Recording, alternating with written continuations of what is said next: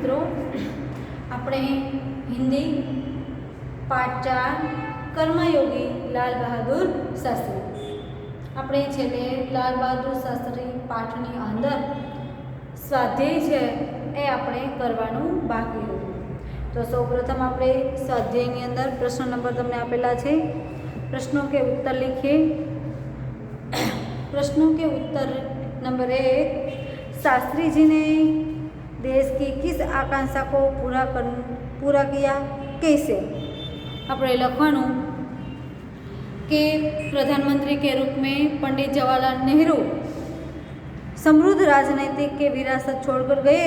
उनकी मृत्यु के बाद कुशलतापूर्वक संभालने वाले शास्त्री जी ने देश की आकांक्षा पूरी की। शास्त्री जी का चरित्र निर्मल था। उनके अद्भुत संकल्प शक्ति थी। राष्ट्र का लाभ पहुंचना उसके हर एक कर्म का एकमात्र उद्देश्य रहता था। उन्हीं गुणों के बल पर ही नेहरू जी की विरासत को संभालने के लिए आगे बढ़ाने का कठिन काम पूरा कर सके। तमने छेल्ले आपणे भणवानी अंदर शीखाता एटले छेल्ला पेज उपरथी तमने आनो जवाब मळे छे। 2 नंबर ऊपर के छे लाल बहादुर शास्त्री पर गांधी जी के आदर्शों का क्या प्रभाव पड़ा। लाल बहादुर शास्त्री का जन्म एक साधारण परिवार में हुआ था और उसके परवरिश भी हुई थी। प्रधानमंत्री के पद पहुंचने पर भी वे सामान्य ही बने रहे। उसमें विनम्रता, सादगी, सरलता, जन सेवा आदि के जे भावनाएं उनके व्यक्तित्व के अभिन्न अंग बन गई थी। ये सारे गुण महात्मा गांधी के ही थे जो शास्त्री ने अपने आप में ले लिया। गांधी जी की तरह उन्हें अछूतोद्वार कार्यक्रम भी चलाया। इस प्रकार लाल बहादुर शास्त्री गांधी जी के आदर्शों का गहरा प्रभाव पड़ा। शास्त्री जी के संसदीय जीवन की शुरुआत कैसे हुई? शास्त्री जी के कार्य की गहरी निष्ठा थी। कार्य के प्रति वे मेहनत करके अदम्य क्षमता भी रखते थे। उन्हीं गुणों के कारण सन 1937 में संयुक्त प्रांत की व्यवस्थापिका के सभा के लिए निर्वाचित हुए। स्वतंत्रता प्राप्ति के बाद कई बार संसद के लिए चुने गए, परंतु उनके संसदीय जीवन की वास्तविकता की शुरुआत 1937 में निर्वाचन से ही हुई। 4 नंबर में किए छे छात्रों के दीक्षांत समारोह में शास्त्री जी ने कौन से विचार प्रकट किए? अलीगढ़ विश्वविद्यालय है दीक्षांत समारोह में शास्त्री जी के छात्रों से कहा था कि भविष्य में आप कुछ भी बने, लेकिन सबसे पहले आप देश के नागरिक हैं। देश का संविधान आपको तमने आ जवाब है पाना नंबर आपेला है 22 उपरथी मळे छे એટલે न्या ध्यान आपो। देश का संविधान आप कुछ भी अधिकार देता है, साथ ही कुछ कर्तव्यों को भी बाहर ही डालता है। देश के प्रजातंत्र होने के कारण प्रत्येक नागरिक को निजी स्वतंत्रता मिली है। उस स्वतंत्रता का उपयोग समाज के हित में करना चाहिए। इस प्रकार छात्रों के दीक्षांत समारोह में संविधान नागरिकों को मिली स्वतंत्रता का सदुपयोग के बारे में लाल बहादुर शास्त्री ने अपने विचार प्रकट किए गए। अपने एना पछी आपेलू छे प्रश्न नंबर 2, परिचित में रेखांकित शब्दों का अर्थ शब्दकोश में से ढूंढकर अपने शब्दकोश के क्रम में लिखे।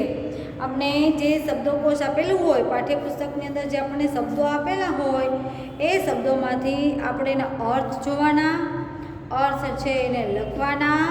अर्थ लखाई जाए पछी ए ज अर्थ छे ए अर्थने आपणे शब्दकोशना क्रमनी अंदर गोठववानुं छे। तो सौप्रथम आपणे वांचे पेरेग्राफ એટલે આપણને ખબર પડશે विद्यार्थी जीवन में मानव जीवन की रीढ़ का हड्डी कहते तो उसका अतिशयोक्त न होगी। रीढ़ शब्द नीचे लाइन आपेली है तो रीढ़ नो अर्थ है मेरुदंड। विद्यार्थी काल में मानव में जो संस्कार पड़ जाते हैं जीवन भर ही संस्कार अमिट रहते हैं। अमिट नो अर्थ है अटल, इसलिए यही काल आधारशिला कहा गया है। आधारशिला अर्थ है नींव। यदि यह नींव दृढ़ बन जाती तो जीवन सुदृढ़ और सुखी बन जाता है। यदि इस काल में बालक कष्ट सहन कर लेता तो उसे ज्ञान मिलता, उसका मानसिक विकास होता है।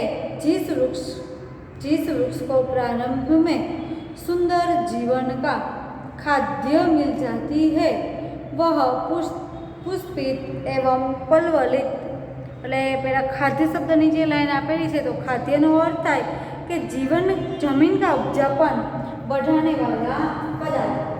ધારો કે આપણે કોઈ મગફળી વાવેલી છે તો આપણે મગફળીનું એક બીજ વાવીએ છીએ તો એ જ બીજ આપણે વાવીએ તો પણ આપણને ફરીથી ઘણી બધી મગફળીઓ છે એ પણ આપણને પ્રાપ્ત થાય છે।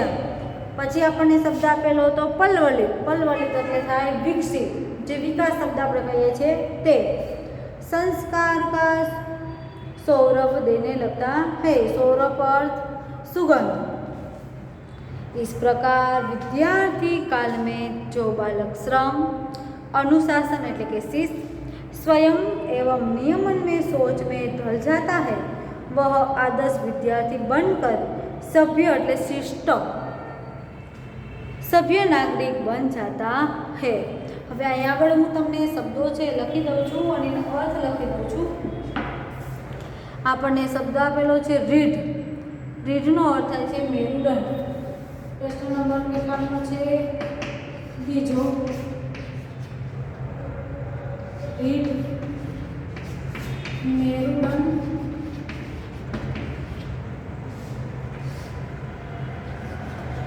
બે નંબર આપણને કીધેલું છે અમિટ।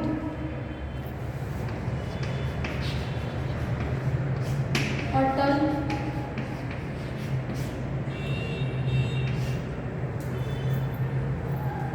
પછી છે આધારશિલા,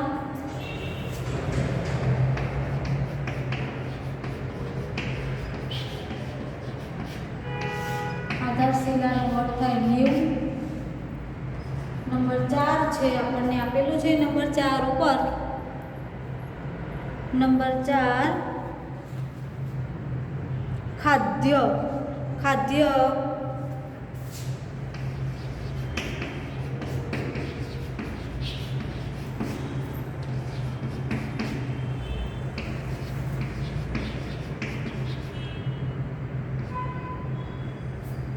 અને પાઠ્યપુસ્તકનો શબ્દ શું આપેલો છે? ઉપજાઉપન। ઉપજાઉપન बढ़ाने वाला।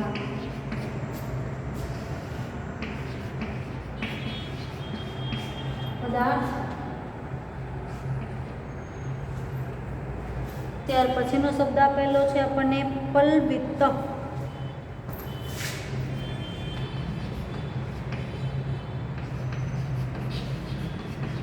એનો અર્થ હતો તો વિકસિત।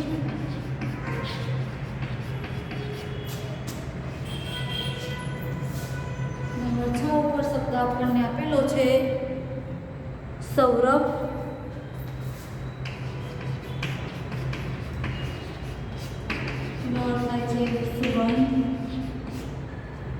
નંબર 7 આપણને આપેલું છે સભ્ય એટલે શિષ્ટ।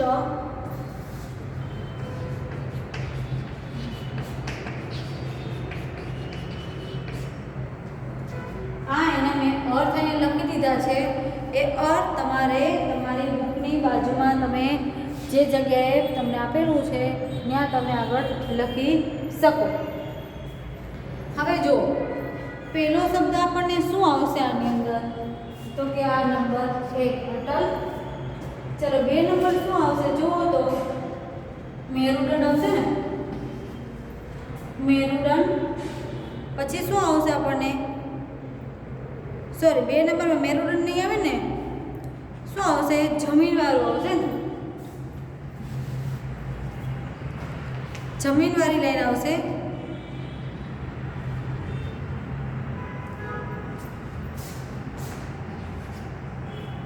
ત્યાર પછીનું વાંચો તો તમને કયો શબ્દ દેખાય છે? નીવ।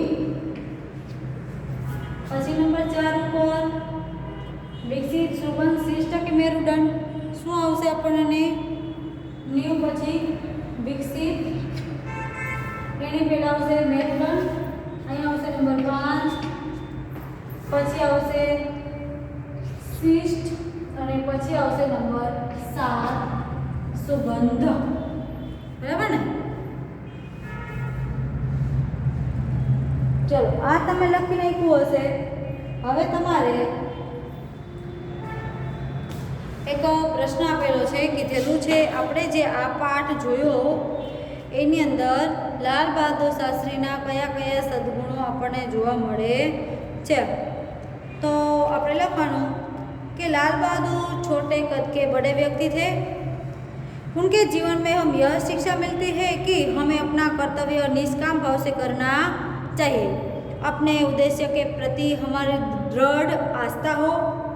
उनके पाने के लिए हमें कर्म करना चाहिए तथा प्रति संपूर्ण आत्मसमर्पण होना चाहिए।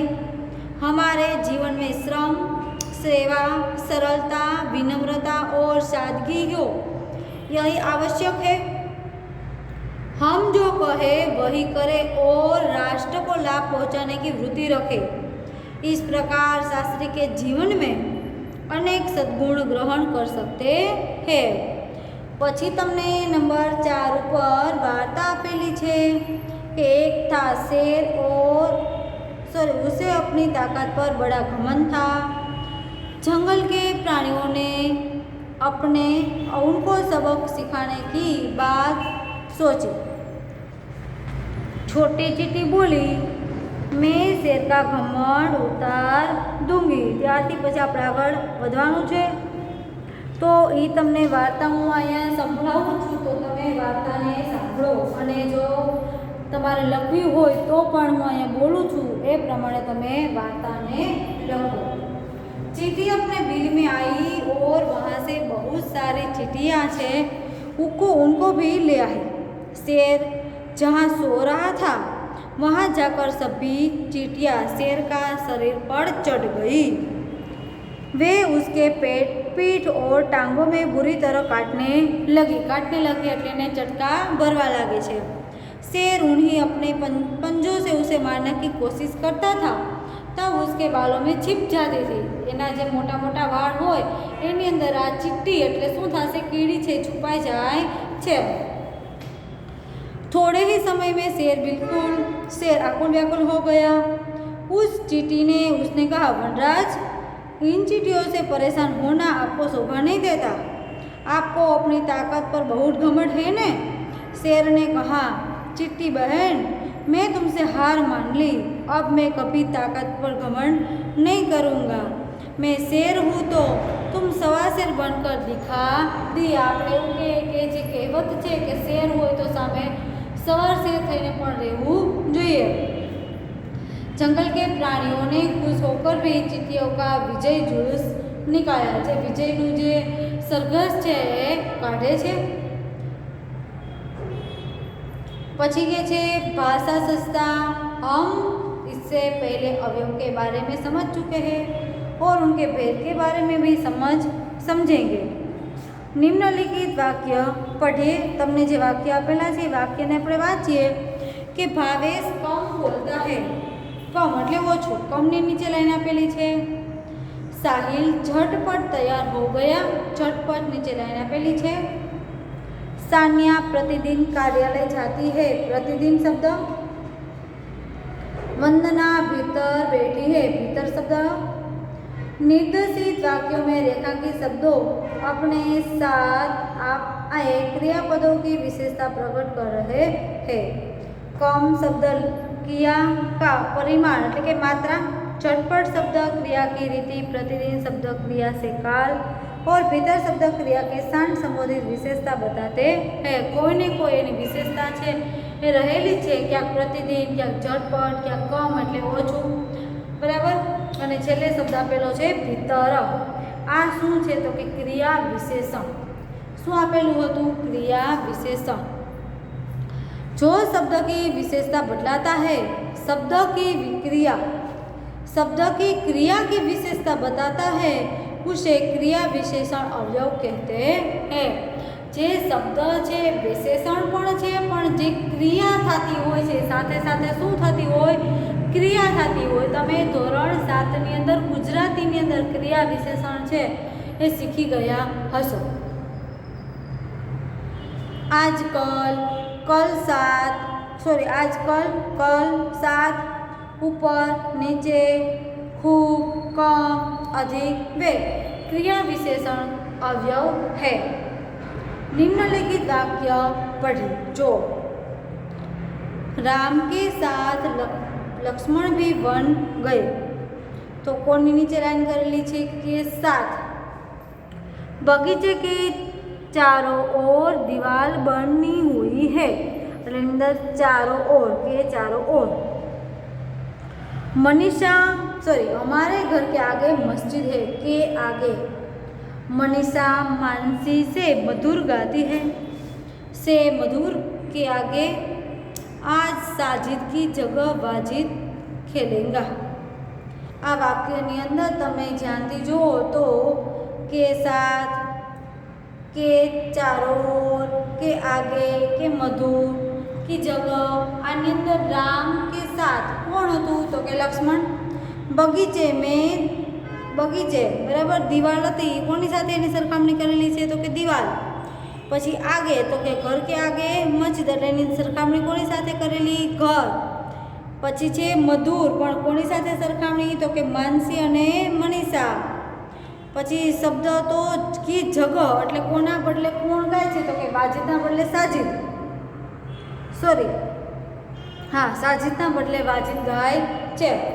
એટલે અહીંયા તમને જે संज्ञा या सर्वनाम के बाद प्रत्युक्त किए जाते हैं तथा संज्ञा, अन्य संज्ञा, सर्वनाम या अन्य शब्दों के साथ संबंध बोध करते हैं ऐसे वे संबंधक बोधक अवयव है. એના પછીનું આપણે વાંચવાનું છે એ છે સમુચ્ચય બોધક અવયવ. તો તમને ઉદાહરણ આપેલા છે. नूरुद्दीन, संजय और नीलेश गांधीनगर गए और रमेश ने परिश्रम किया इसलिए प्रथम आया. इसलिए अद्यपि वह निर्धन है तथापि उदार है.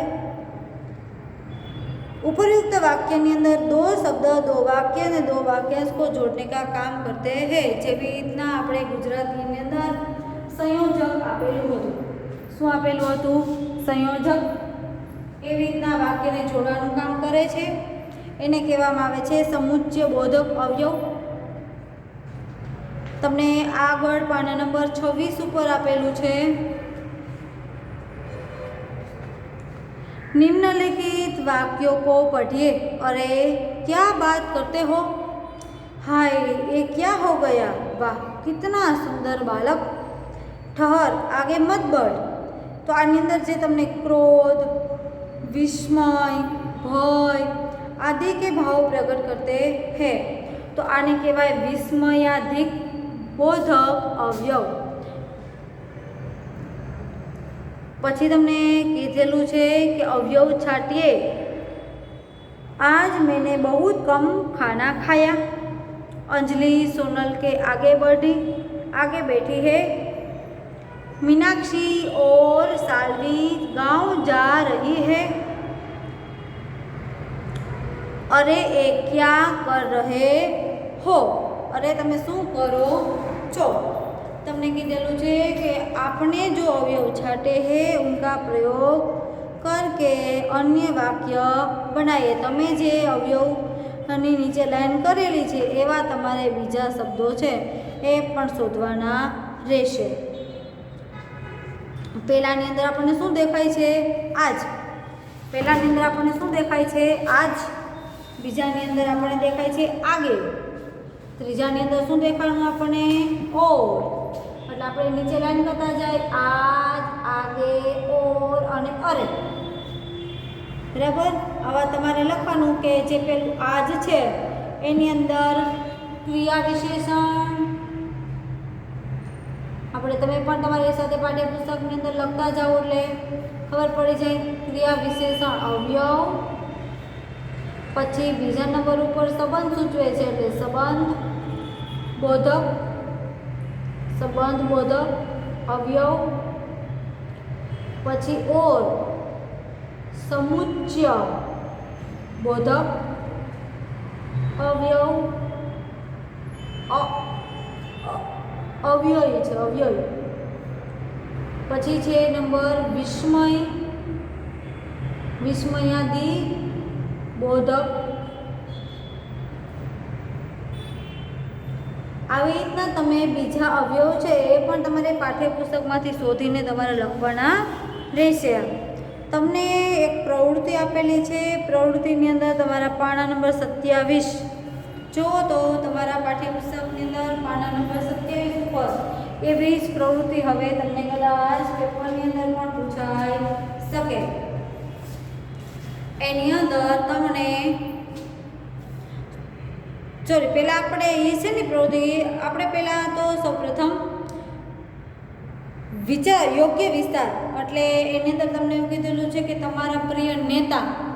યાદ કરો કે તમે જ્યારે હિન્દીની અંદર લખતા હતા સામાયિક મૂલ્યાંકન કસોટી ત્યારે યદિ મેં નેતા હોતા તો એવો નિબંધ તમે લખેલો હતો.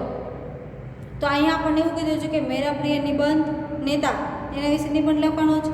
રાષ્ટ્રીય નેતા કે ચિત્ર ચાર્ટ પર ચિપકાય. તમને નાના નાના બોક્સ આપેલા હોય કે ભાઈ અટલ બિહારી વાજપેયી છે, ઇન્દિરા ગાંધી છે, જવાહરલાલ નહેરુ, લાલ બહાદુર શાસ્ત્રી, ગાંધીજી, સરદાર વલ્લભભાઈ પટેલ. બરાબર. આવા ચિત્રો તમારે લગાડવાના છે અને નીચે એના નામ છે લખવાના હોય છે. ऐसे डाक टिकटों का संग्रह कीजिए और राष्ट्रीय नेता के चित्र हो. તમારે એવી ટિકિટો છે એકઠી કરવાની છે કે જે ટિકિટની અંદર આપણા દેશના કોઈ રાષ્ટ્રીય નેતા હોય. किसी राष्ट्रीय नेता के जीवन के प्रसंग सुनाए. તમારે કોઈ એવા જે રાષ્ટ્રના નેતા હોય કે એના જીવનમાંથી આપણને કાંઈક એવો પ્રસંગ છે એ આપણને ગમતો હોય. ધારો કે આપણે ધોરણ 8ની અંદર જ બીજા સેમેસ્ટરની અંદર તમે જે શીખ્યા હતા સરદાર વલ્લભભાઈ પટેલ, તો એનામાં જે કંઈ ગુણ હતા એ ગુણનો પ્રસંગ છે એ પણ તમે લખી શકો. પછી છે नमक सत्याग्रह और हिंद छोड़ो आंदोलन के बारे में सचित्र जानकारी प्राप्त कीजिए. તમારે આ જે દાંડી કૂચવારો જે એક સત્યાગ્રહ હતો અને હિંદ છોડો જે સત્યાગ્રહ હતો આ સત્યાગ્રહ વિશે પણ તમારે લખવાનું રહેશે. પછી આપણને કીધેલું છે મહાપુરુષ ઓર ઉનકે નારોं की सूची बनाइए. તો હું તમને એક નાનું ઉદાહરણ આપું. તમને આપેલું હોય મહાપુરુષ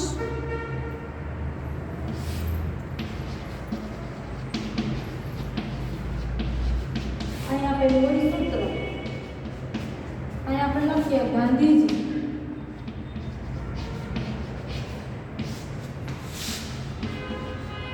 કરેંગે યા મરેંગે. એવી રીતના આપણે લોકમાન્ય તિલક છે, લાલ બહાદુર શાસ્ત્રી, જવાહરલાલ નહેરુ એવા ઘણા બધા વ્યક્તિઓ જે આપણા મહાપુરુષો થઈ ગયા છે. બરાબર. લોકમાન્ય તિલકે કીધું હતું ને કે જ્યાં સુધી હું દેશ સ્વતંત્ર નહીં થાય જ્યાં સુધી મારો સ્વરાજ અધિકાર છે એ મારો જન્મસિદ્ધ અધિકાર છે. અને આપણે જે પાઠની અંદર ભણતા હતા એ હતા લાલ બહાદુર શાસ્ત્રી. આ લાલ બહાદુર શાસ્ત્રીનો પણ એવો એક સુવિચાર હતો કે જય જવાન જય કિસાન. સુભાષચંદ્ર બોઝ એને પણ એક એવો આપેલો હતો સૂત્ર કે તું મુझे खून दो मैं तुम्हें आज़ादी दूंगा. અને એવા છે જવાહરલાલ નહેરુ આરામ હરામ હે. હવે તમને પ્રવૃત્તિ આપેલી છે એ પ્રવૃત્તિની વાત કરું. સામેના પેજ ઉપર પાના નંબર છે તમારા 27 ઉપર જો તમને પહેલી હરોળની અંદર અ શબ્દ લખશો એટલે અમીરચંદ થશે. અમીરચંદ અને અજીતસિંહ, બરાબર. પછી આવી રીતના ચંદ્રશેખર આઝાદ, રામ પ્રસાદ બિસ્મિલ એટલે લ આવશે તો સિયસપાલ, બરાબર. આ તો તમારું નામ થઈ જશે. પછી અહીંયા તમે ભગત સિંહ એટલે તમારે શું લખવાનું રહેશે? ગ. આ તમારી પ્રવૃત્તિ છે, તમને ગમશે પણ ખરા. અને તમારી જે તમે આડી ચાવી અને ઊભી ચાવી, કદાચ કોઈ વ્યક્તિ ન્યૂઝપેપરની અંદર આવી ચાવી પૂરતા હોય તો તમને આ ચાવી છે એમાં જવાબ છે એ આવડી જાય. તમને આગળ જવાબ પણ છે, હું તમને એક વખત બોલી જાઉં છું કે જવાબની અંદર અજીતસિંહ, સાવરકર, રામપ્રસાદ બિસ્મિલ, ભગતસિંહ, યશપાલ, અમીરચંદ, મંગળ પાંડે, બટુકેશ્વર દત્ત, સચિન્દ્ર સાન્યાલ, ચંદ્રશેખર આઝાદ, બરાબર, ભગતસિંહ, આવા બધા વ્યક્તિઓના નામ તમે આડી ચાવીને ઊભી ચાવી કરશો એટલે તમારે આવી જશે, બરાબર. હવે આપણે આગળનો એક તમારે નેતાઓના નામ અને સાથેનો ફોટો જો મળે તો તમારે આ પ્રવૃત્તિ છે ન્યૂઝપેપરમાંથી કટિંગ કરી અને તમારે કરવાની રહેશે.